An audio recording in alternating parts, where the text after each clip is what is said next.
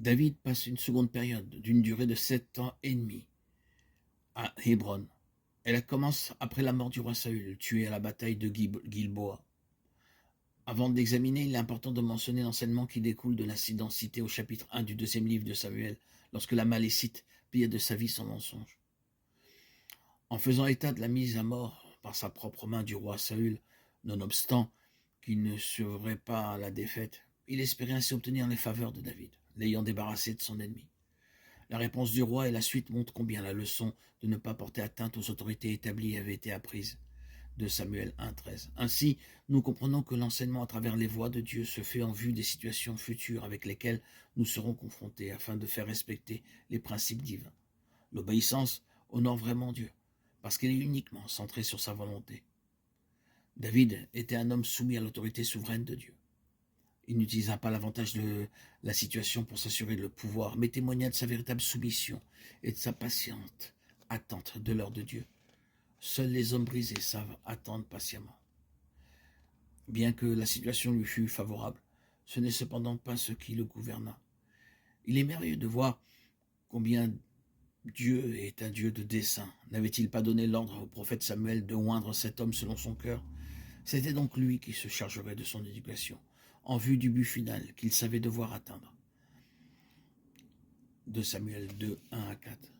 En ce qui concerne David, les leçons antérieures avaient été apprises. Et maintenant, comme il commençait une autre phase de sa formation. S'il avait dépendu d'un conseil de régence, très certainement son intronisation aurait été décidée. Mais à cette époque, il n'était pas en mesure d'assumer la responsabilité de conduire le peuple de Dieu.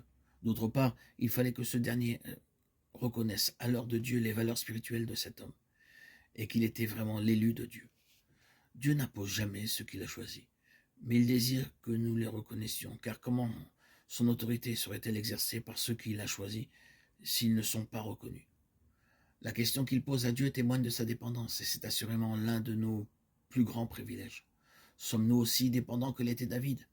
Combien de croyants manquent de paix en raison de leur indépendance? Ils ne sont jamais reposés intérieurement, car leurs pensées toujours en mouvement sont en quête d'un service pour Dieu. La dépendance témoigne de notre soumission et de notre obéissance, mais demande le brisement du moi et une vie liée au trône. La question de David fut double. Tout d'abord, monterai-je dans une des villes de Juda? Ensuite, où monterai-je? Et la réponse du Seigneur à Hébron, de Samuel 2, 1. Nous voyons par ce court dialogue que celui qui est dépendant laisse le soin à Dieu de prendre la responsabilité de le conduire et de réaliser son plan. Nous ne pouvons le servir qu'à cette condition, et notre utilité dans le dessein en est la conséquence. En loignant à Hébron, les hommes de Juda reconnurent le choix de Dieu. L'incident survenu entre Ish-Boshet et Abner amena ce dernier à la décision de se rallier à David, quoique jusqu'à ce jour, il se fût opposé en établissant le fils de Saül roi sur Galaad, alors qu'il avait connaissance de la volonté de Dieu concernant le fils d'Ishaï, de Samuel 2, 8, 3, 9. C'est ainsi qu'il envoya des messagers à David en vue de traiter alliance avec lui.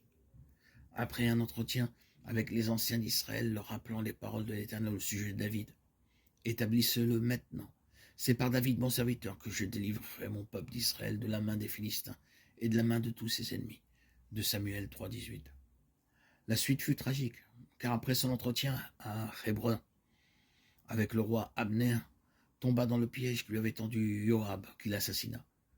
Le point que nous devons retenir de cet événement, c'est que l'intronisation de David et le rassemblement de tout Israël ne pouvaient aucunement résulter du revirement de la position d'un homme, aussi influent qu'il puisse être. Dieu sait quand et comment chaque partie de son peuple se réalisera, et il ne permet aucunement aux hommes d'y mettre la main. La déclaration de Dieu concernant son serviteur relevait de sa seule autorité.